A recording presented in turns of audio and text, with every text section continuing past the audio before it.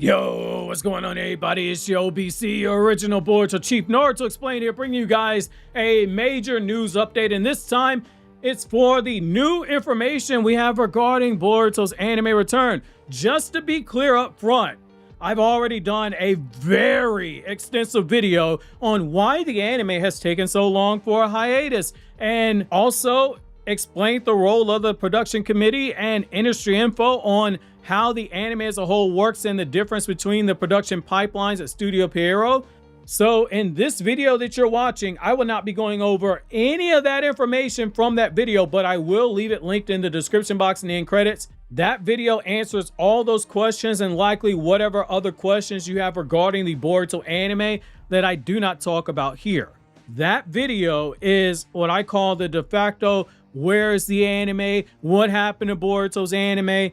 Hence, I will not repeat any of the information in this. Lastly, the spoilers for Boruto's upcoming manga chapter are dropping next week.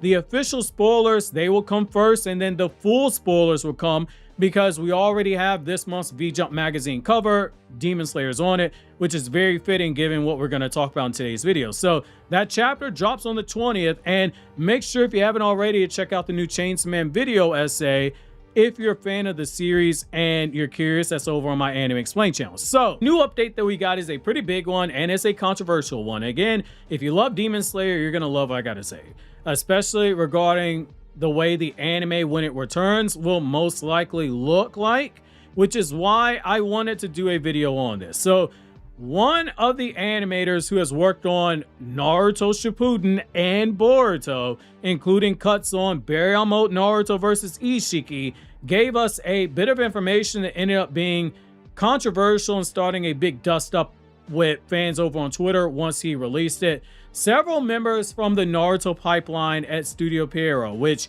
it's its own pipeline and has no crossover with Bleach or Black Clover, because those are different production pipelines.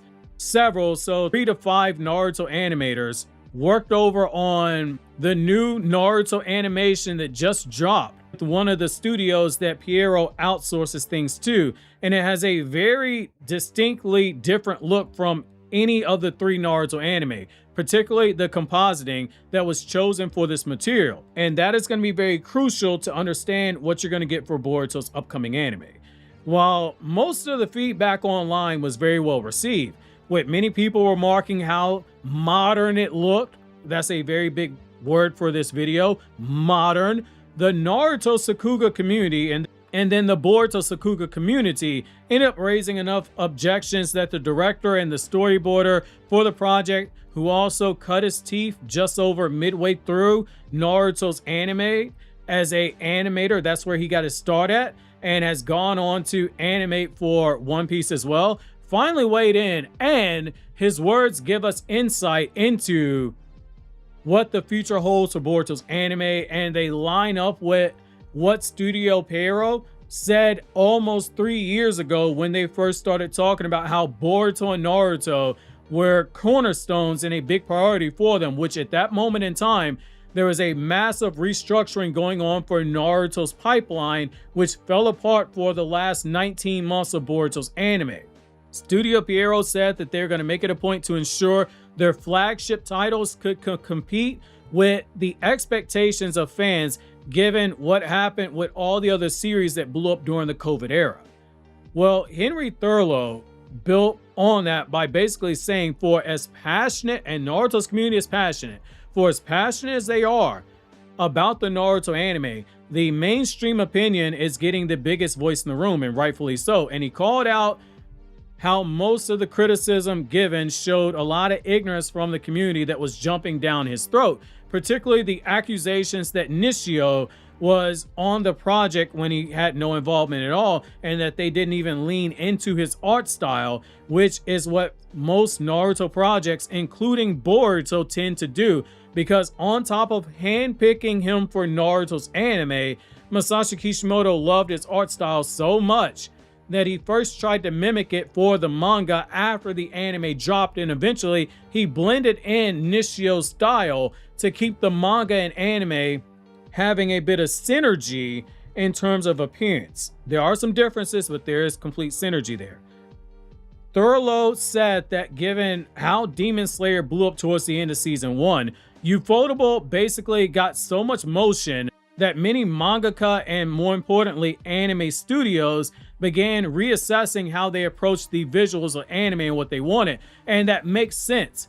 A large number of anime fans cannot tell the difference between art and animation when you speak to them. Case in point, a bulk of the art style for Naruto's pipeline, it gets called outdated or old school, and people will say that it's old animation when they're really confusing the art style with the animation.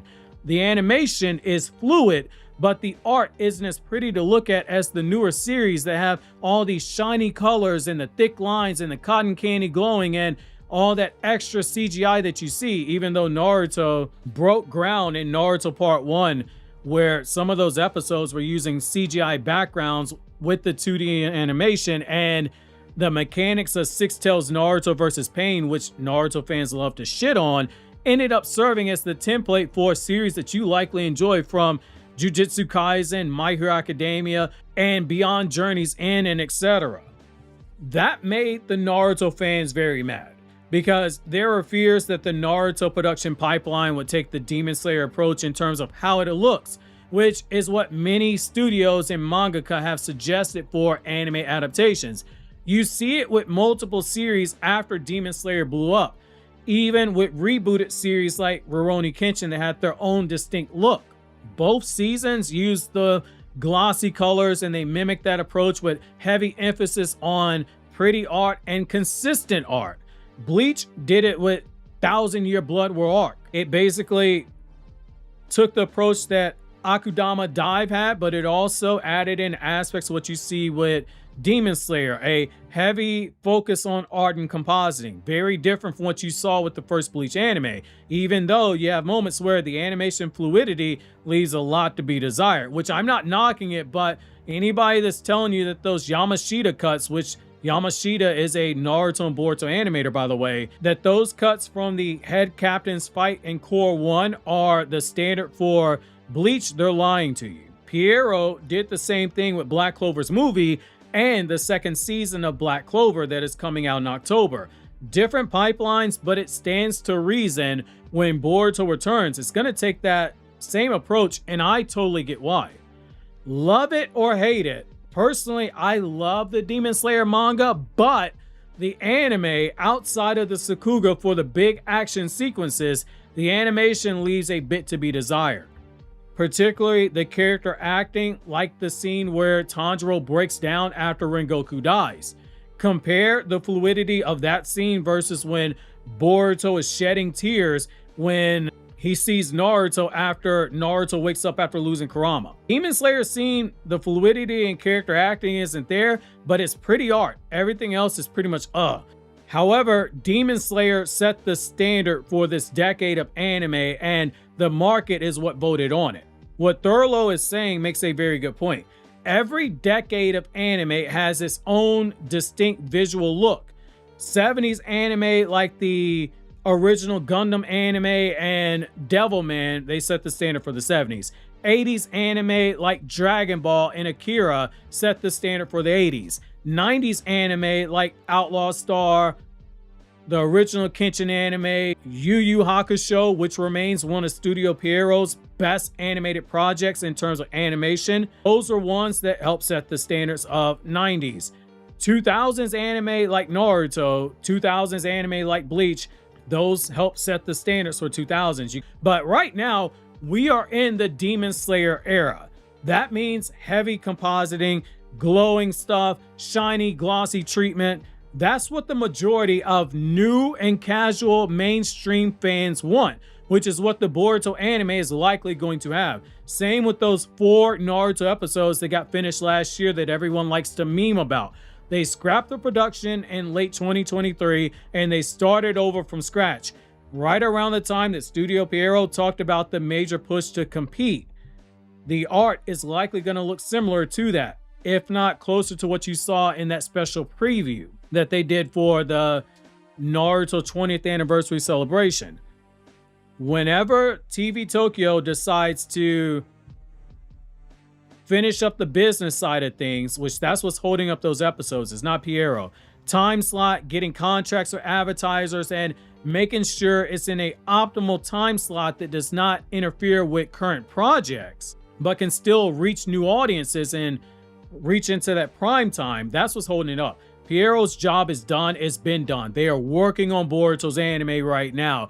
That's the whole reason it was outsourced to another studio, which outsourcing is not a bad thing. Pierrot has done that in the past before with their projects, and even though it is outsourced, Pierrot still has animators working on it, so Pierrot's still involved in it. How do we know Boruto's anime is already in the motions of being worked on? Again, that video link down below will tell you, but we already have signs that it's in pre-production. Outside of the fact that it was announced that there was a part 2 coming, but we have concrete signs it is in pre-production.